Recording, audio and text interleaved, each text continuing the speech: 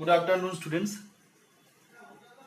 এখন আমরা দেখব যে এইচপির ইনজেক্ট প্রিন্টারের লজিক সেকশন অর্থাৎ মেন বোর্ড সেকশনটা কিভাবে কাজ করে।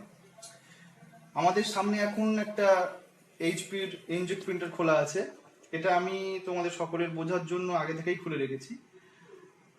এই প্রিন্টারটার বৈশিষ্ট্য হলো যে এটা প্রথমত তোমরা দেখতে পাচ্ছ এর কার্টিজ রয়েছে দুখানা, একটা তোমার তিনটে কালারের কার্টিজ, একটা ব্ল্যাকের জন্য। আর এই এইচপির যে এই যে প্রিন্টারটা এই মডেলের ওপরে একটা স্ক্যানার ছিল, সো স্ক্যানারটাকে আমি আলাদা করে খুলে রেখেছি। এখন আমরা প্রিন্টারের ভেতরে আছি।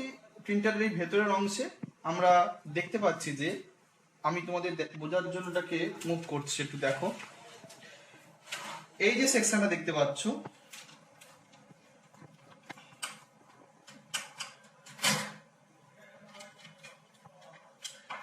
এটা হলো আমাদের লজিক বোর্ড বা মেন বোর্ড সেকশন। এই সেকশনটি হলো লজিক বোর্ড বা মেন বোর্ড সেকশন। এই সেকশনটাকে আমি তুলে ফেলে চেক করতে পারতাম, বাট যেহেতু আমি আজকের এর ভোল্টেজ চেক এবং সমস্ত কিছু দেখাবো, তুলে ফেললে কি হবে, গ্রাউন্ডিং এর প্রবলেম হবে।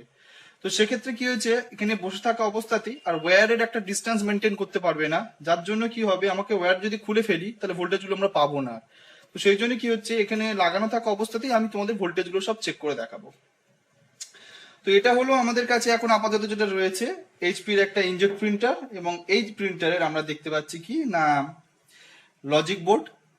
এই লজিক বোর্ডের সঙ্গে দুটো মোটর কানেক্টেড আছে। আমরা দেখতে পাচ্ছি এখানে একটা মোটর রয়েছে, সেই মোটরের সঙ্গে একটা বেল্ট লাগানো রয়েছে। এটা হলো ক্যারিয়েজ মোটর, যেটা প্রিন্টেড এবং এই ক্যারিয়েজ ইউনিটকে মুভ করাচ্ছে।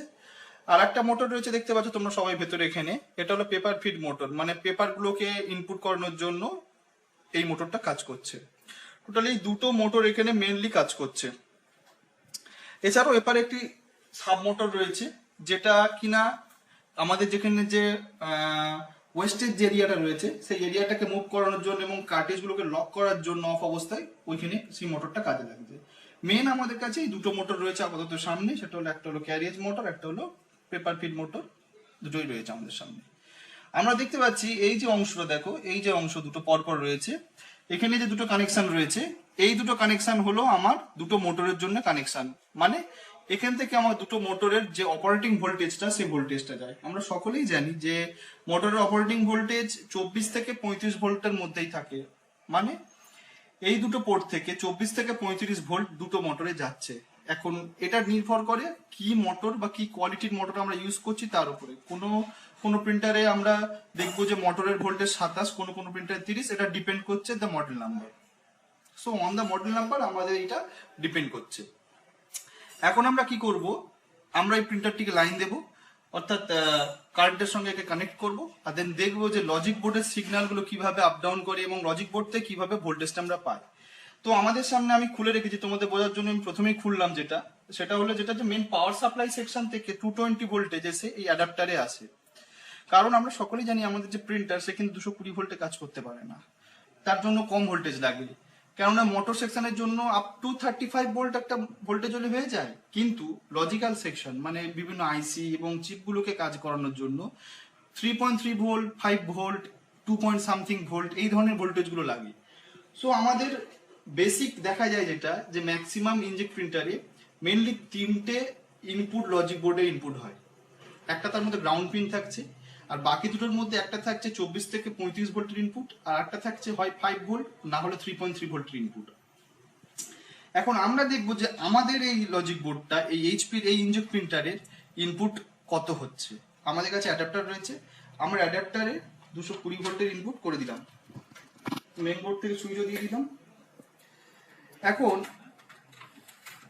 এই প্রিন্টারের সামনে যে কন্ট্রোল প্যানেলটা লাগানো ছিল আমি সেটা আপনাদের আগে থেকে দেখিয়ে দিচ্ছি।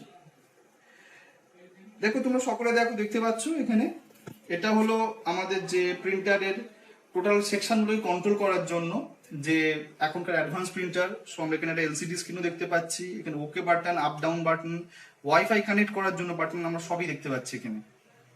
তো এই বাটনগুলোকে কাজ করানোর জন্য টোটাল এই যে কন্ট্রোল প্যানেলটাকে কাজ করানোর জন্য এখানে দেখতে পাচ্ছি আমরা একটা ইনপুট ভোল্টেজের সেকশন বা জায়গা করা রয়েছে।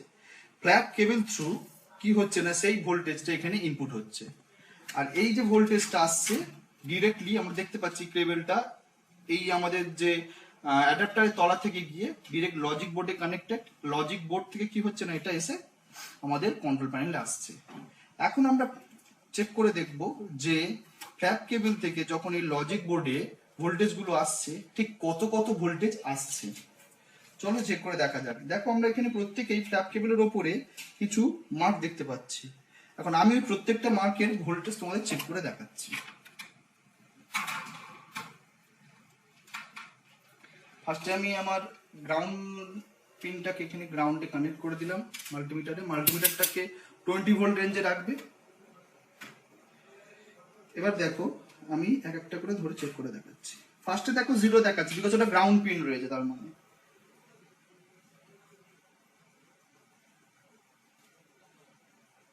দেখো।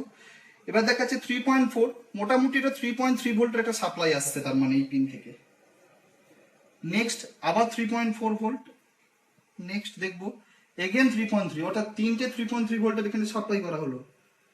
নেক্সট আমরা দেখবো ভোল্টেজটা একটু কমলো, 2.9, অলমোস্ট 3 কাছাকাছি। নেক্সট আবার 3.3, এটা গ্রাউন্ড পিন রয়েছে। নেক্সট দেখো 1.6 ভোল্টেজ আসছে, 1.6, 1.6 এন্ড লাস্টে গ্রাউন্ড। অর্থাৎ এই যে ফ্ল্যাপ কেবল থেকে আমাদের কন্ট্রোল প্যানেলে সর্বমোট আমরা তিনটে টাইপের ভোল্টেজ পেলাম। একটা পেলাম 3.3 ভোল্টের কাছাকাছি, একটা 1.6 ভোল্ট, আর বাকিগুলো সব গ্রাউন্ড পিন। এখন বক্তব্য হলো যে এই ভোল্টেজগুলো আমার কন্ট্রোল প্যানেলের কোন সেকশনে কিভাবে কাজে লাগে। চলো আমরা সেটাকে কন্ট্রোল প্যানেল লাগিয়ে একবার চেক করে দেখে নিই। এটা আমাদের কন্ট্রোল প্যানেল। আমি প্রথমে এই কন্ট্রোল প্যানেলটায় ভোল্টেজটাকে কানেক্ট করছি।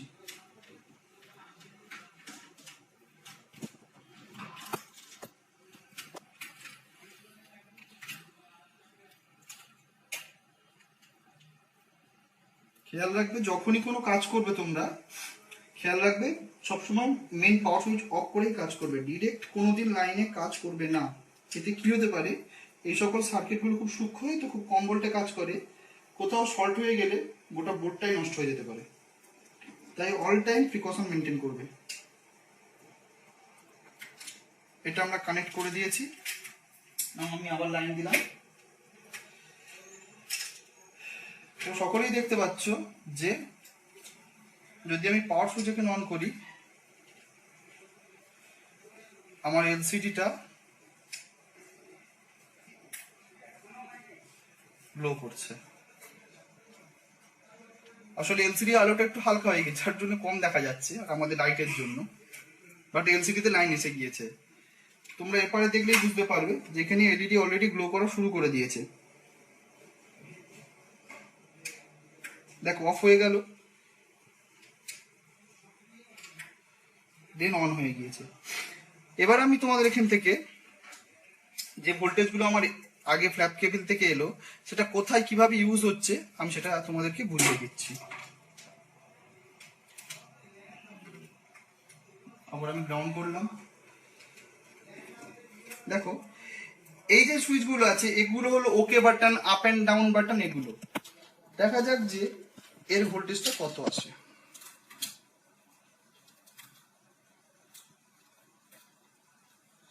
দেখো 1.4 আসছে,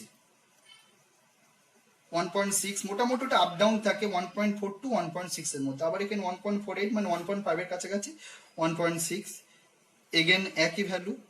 আমি যতগুলো সুইচে ধরি না কেন একই ভ্যালু। মানে এর থেকে আমি যে সিদ্ধান্তে আসতে পারছি সেটা হলো আমার এখানে যে ওকে বাটন রয়েছে, আরো যে বাটনগুলো রয়েছে যেমন আপ ডাউন করার বাটন রয়েছে, এই সব বাটনই কিন্তু তার মানে আলটিমেট 1.6 ভোল্টে অপারেট হচ্ছে। তার মানে এই ফ্ল্যাপ কেবল থেকে যে 1.6 ভোল্টেজ আসছিল সেই ভোল্টেজটা আসছিল ডিউ টু দিস বাটনস, এই বাটনগুলোর জন্য আসছিল। এবার আমি ডিরেক্ট চেক করে দেখাচ্ছি আমাদের পাওয়ার বাটন যে সেকশনটা রয়েছে এই বাটনটা কত ভোল্টে অপারেট হচ্ছে। দেখো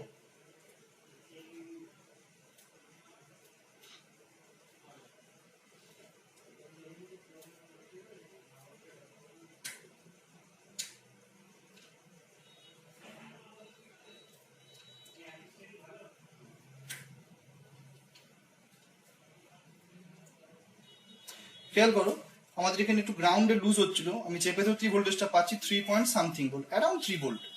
অর্থাৎ আমি এখান থেকে বুঝতে পারছি যে আমাদের যে পাওয়ার বাটন আছে সেটা অলমোস্ট 3 ভোল্টে কি হচ্ছে না অপারেট হচ্ছে। অর্থাৎ আমরা বুঝতে পারলাম যে ফ্ল্যাপ কেবল থেকে যে 3.3 ভোল্ট বা 3 ভোল্ট আসছিল, এটা আসছিল পাওয়ার বাটনটাকে অপারেট করার জন্য। আর 1.6 ভোল্ট আসছিল, সেটা আসছিল আমাদের কি না এই যে ওকে বাটন, বাকি যে আপ অ্যান্ড ডাউন করার বাটন, এই বাটনগুলোর জন্য। কিন্তু তাও দেখো শুধু যে একটা 3.3 ভোল্টের কানেকশন ছিল তা না, আমাদের কাছে মোর দ্যান 3.3 ভোল্টের কানেকশন ছিল। এখন ওই ভোল্টেজ গুলো কেন ফ্ল্যাপ কেবল দিয়ে হঠাৎ করে বোর্ডে দেওয়া হলো, তার কারণটা হলো এটা, শুধু যে বাটন গুলো আছে তা নয়, এই কন্ট্রোল প্যানেলের মধ্যে কিন্তু একটা এলসিডি স্ক্রিনও লাগানো আছে। এখন আমি চেক করব যে এই এলসিডি স্ক্রিনে যে কানেক্টরটা রয়েছে সেই কানেক্টরটা প্রত্যেকটা পিন কত ভোল্টেজ দিচ্ছে। এটা গ্রাউন্ড পিন দিচ্ছে,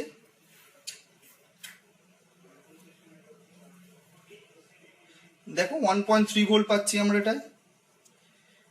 এটা 0.9 মানে অনেক কাছাকাছি পাচ্ছি। ফের 1.3, 1.4,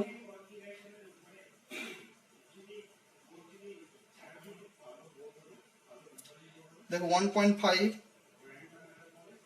এটা অ্যারাউন্ড 3 ভোল্ট, এটা গ্রাউন্ড পিন আছে আবার।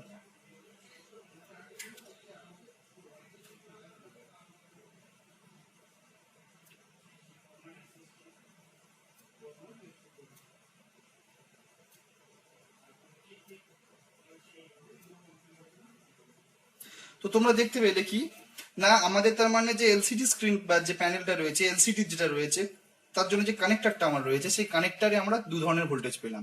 অ্যাকচুয়ালি 3 ধরনের বলা যায়, গ্রাউন্ড পিনটা বাদ দিলে 2 ধরনের হয়। সেটা হলো একটা 3.3 ভোল্টেজ, একটা 1.7 ভোল্টেজ, একটা গ্রাউন্ড। তাহলে এখান থেকে কি বোঝা গেল না, এখান থেকে এটাই বোঝা গেল যে আমার যে ফ্ল্যাপ কেবল থেকে 3.3 ভোল্টেজ আর 1.7 ভোল্টেজ আসছিল সেটা এইভাবে ডিস্ট্রিবিউট হয়েছে।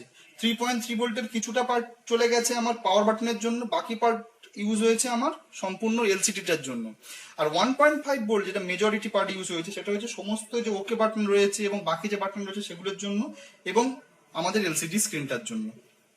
এই ছিল আমাদের ফ্ল্যাপ কেবিলের সাহায্যে কানেক্ট, যখন আমরা কন্ট্রোল প্যানেলকে কানেক্ট করি কিভাবে ভোল্টেজ ডিস্ট্রিবিউশন হয় এবং কিভাবে এলসিডি স্ক্রিন গ্লো করে, কাজ করে এবং ডেটা ট্রান্সফার হয়, এ টু জেড সমস্ত কিছু। কারণ আমরা জানি যে সাধারণত লজিক বোর্ড থেকে ভোল্টেজ আসে এবং সিগন্যালও আসে। আসলে সিগন্যাল মানে কিছুই তো নয়, সিগন্যাল মানে ফ্রিকোয়েন্সি উইথ ভোল্টেজ। সুতরাং আমরা এখন যেটা মেজার করলাম সেই ভোল্টেজ গুলোই মেজার করলাম। মানে এর মধ্যে এমন অনেক ভোল্টেজ থাকবে যেগুলো এখানে অ্যাকচুয়ালি সিগন্যালের জন্য ইউজ হচ্ছে, অর্থাৎ ডেটার জন্য ইউজ হচ্ছে, যে ডেটাগুলো কন্ট্রোল প্যানেলে আসছে আর এবং এলসিডি স্ক্রিনে আমরা দেখতে পাচ্ছি সেটাকে। নেক্সট যেটা আমি দেখাবো সেটা হলো আমাদের, আমি তোমরা সকলে মাল্টিমিটার দিয়ে খেয়াল রাখো, আমি যেটা আমাদের মোটর দুটো রয়েছে সেই মোটর দুটোর ইনপুট লাইনকে একবার টাচ করব। দেখো তোমরা কোনো ভোল্টেজ পাবে না, এটা একটা অদ্ভুত ব্যাপার। দেখো কোনো ভোল্টেজই পেলে না, কারণটা কি? যদিও বা আমি এখানে সুইচ প্রেস করেছি, লাইন দিয়েছি, তবু মোটরে কেন কোনো ভোল্টেজ নেই। মনে রাখবে কিছু কিছু প্রিন্টারের এই বৈশিষ্ট্য থাকে, আমরা ভাবি যে লাইন অন করলেই মোটরের ভোল্টেজ জেনারেট হয়ে যায়, তা না। কিছু কিছু প্রিন্টার থাকে যেখানে প্রিন্ট দেওয়ার পরে তবেই মোটরের ভোল্টেজ জেনারেট হয়। এই প্রিন্টারের বৈশিষ্ট্য সেটাই যে এখানে যখন তুমি প্রিন্ট দেবে সে তবেই সেই মোটরের ভোল্টেজটা কিন্তু এখানে জেনারেট হবে, তার আগে কিন্তু এই মোটরের ভোল্টেজ জেনারেট হবে না। তবে কিছু কিছু প্রিন্টার থাকে যেখানে মোটরের ভোল্টেজ অনেক আগেই জেনারেট হয়ে যায়। নেক্সট যে সেকশনটা আমি দেখাবো, আমাদের এখানে একটা ওয়াইফাই কার্ড লাগানো আছে। আমি এই ওয়াইফাই কার্ডে যে কিভাবে ওয়াইফাই কার্ড লজিক্যাল বোর্ডের সঙ্গে কানেক্টেড, মেইন বোর্ডের সঙ্গে কানেক্টেড এবং কিভাবে ভোল্টেজের আদান প্রদান হয় ওয়াইফাই কার্ডের সঙ্গে বা কিভাবে ওয়াইফাই কার্ডকে অ্যাক্টিভ রাখা হয় আমি সেটা দেখাচ্ছি। দেখো 3 ভোল্ট গেছে, 1.6 ভোল্ট, 1.65 ভোল্ট, গ্রাউন্ড পিন 1.65। তো এখান থেকে কি বোঝা গেল, ওয়াইফাই কার্ডেও কিন্তু 3.3 ভোল্ট রয়েছে, 1.6 ভোল্ট রয়েছে, মানে কার্ডটিকে অ্যাক্টিভ মোডে নিয়ে আসার জন্য একটা ভোল্টেজ দেওয়া হচ্ছে যেটা 3.3 ভোল্ট, এবং যে ডেটাগুলো ট্রান্সফার হচ্ছে কার্ড এবং বোর্ডের মধ্যে সেই যে ডেটার ভোল্টেজ সেটা হলো 1.6 বা 1.7 ভোল্টেজ। নেক্সট আমি দেখাচ্ছি যে আমাদের যে অ্যাডাপ্টার থেকে লজিক বোর্ডে যখন ভোল্টেজটা যায় তখন বলেছিলাম যে 3টে ভোল্টেজ, 3 টাইপস অফ ভোল্টেজ আমরা পাই। তার মধ্যে ফার্স্ট যেটা দেখাচ্ছি সেটা হলো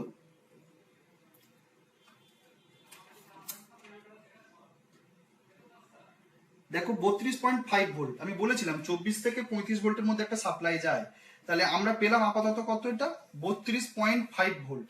নেক্সট যেটা আমি দেখাবো সেটা হলো কত,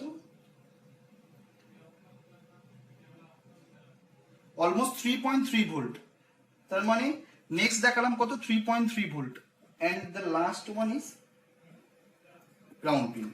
সো তিনটে যে ভোল্টেজ আমরা অ্যাডাপ্টার থেকে লজিক বোর্ডে দিয়েছি, সেই তিনটে ভোল্টেজ কি কি গেল, একটা গেল 30 ভোল্ট, 32 পয়েন্ট সামথিং ভোল্ট আমাদের এই প্রিন্টারের জন্য, আর একটা গেল 3.3 ভোল্ট যেটা বিভিন্ন আইসি গুলোকে অ্যাক্টিভ মোডে রাখার জন্য আমরা এখানে ইউজ করছি, এবং এছাড়াও একটা গ্রাউন্ড পিন। এইবার আমরা তবু দেখবো যে সার্কিটের মধ্যে কোথাও কোনো আইসি কে অপারেট করার জন্য আমরা 5 ভোল্টও দিচ্ছি, সেটা অন্য কিছু নয়, এই বোর্ডের মধ্যে কোনো একটা মসফেট বা কোনো একটা কম্পোনেন্ট ইউজ করে ওই ভোল্টেজটাকে একটা ইনক্রিজ করা হচ্ছে, বা কোথাও হয়তো আমরা 1.5 ভোল্ট ইউজ করছি, সেটা কি করা হচ্ছে না, এই 3.5 ভোল্টটাকে এগেন মসফেটের মাধ্যমে রেগুলেট করে 1.5 ভোল্ট জেনারেট করে আমরা কি করছি না, বিভিন্ন সেকশনে আমরা সেটাকে ডিস্ট্রিবিউট করছি। তো তাহলে ছাত্ররা, এটাই হলো আমাদের লজিক বোর্ডের চেকিং প্রসেস, ভোল্টেজ দিয়ে কিভাবে একটা অন লজিক বোর্ড আমরা চেক করতে পারি। যদি কোনোদিন প্রিন্টার কাজ করতে গিয়ে এমন হয় যে আমরা দেখছি যে আমাদের ফ্রন্ট প্যানেল কাজ করছে না, তার মানে এই নয় যে লজিক বোর্ড খারাপ আছে। দেখো, হতেও পারে ফ্ল্যাপ কেবলটা খারাপ আছে, ফ্ল্যাপ কেবলে ডিস্টার্ব হতে পারে, তাও তো আমার তো কন্ট্রোল প্যানেল কোনো লাইন বা ভোল্টেজ পাবে না। তো সেক্ষেত্রে আমরা কিন্তু ফ্ল্যাপ কেবলের যে পয়েন্ট গুলো রয়েছে সেগুলোকে এখান থেকে মানে তোমাদের আমি দেখিয়ে দিচ্ছি, তোমরা কন্ট্রোল প্যানেল থেকে খুলে এটাকে আলাদা করে চেক করে দেখে নিতে পারো। এক, যদি দেখছো যে কোনো ভোল্টেজ পাচ্ছ না অথচ ফ্ল্যাপ কেবলের ইনপুটে ভোল্টেজ আছে, ফ্ল্যাপ কেবলটা এখানে লজিক বোর্ডে ওর সঙ্গে কানেক্টেড কিন্তু ওখানেও ভোল্টেজ থাকে, তাহলে বুঝতে হবে যে ফ্ল্যাপ কেবলটার কোনো ডিস্টার্ব হয়েছে, তার জন্য আউটপুট সেকশনে কোনো ভোল্টেজ নেই। কিন্তু যদি দেখো যে ফ্ল্যাপ কেবল ওকে আছে অ্যান্ড বোর্ডও ওকে, তাহলে সেক্ষেত্রে কন্ট্রোল প্যানেলের ফল্ট হতে পারে। তো এইভাবে কি করতে পারি আমরা, লজিক বোর্ডের যে ইস্যুগুলো আছে ইস্যুগুলো খুঁজে বের করতে পারি। ফল্ট থাকলে সেটাকে আমরা কি করতে পারি না, যদি ক্যাপাসিটার ফল্ট থাকে ক্যাপাসিটার শর্ট চেক করে আমরা চেঞ্জ করে দিতে পারি, আমরা কার্ডের ফল্ট থাকলে কার্ড চেঞ্জ করতে পারি, অ্যান্ড ওভারঅল যদি কোনো সেকশনে বড় ফল্ট হয় তো সেক্ষেত্রে আমরা গোটা লজিক বোর্ডটাই আমরা চেঞ্জ করে দিতে পারি, এটা আমাদের কাছে অ্যাভেলেবেল থাকে মার্কেটে। তো এইভাবে আমরা এইচপি প্রিন্টার থেকে শুরু করে যে কোনো কোম্পানির যদি ইনজেক্ট প্রিন্টার হয় তাহলে লজিক বোর্ডের এইভাবে আমরা সলভ করে থাকি। ঠিক আছে স্টুডেন্ট, যদি তোমাদের এই ভিডিওটা ভালো লাগে তাহলে আমাদের চ্যানেলটাকে অবশ্যই সাবস্ক্রাইব করো এবং বেল আইকনে ক্লিক করে নেক্সট ভিডিওর জন্য ওয়েট করো। Thank you.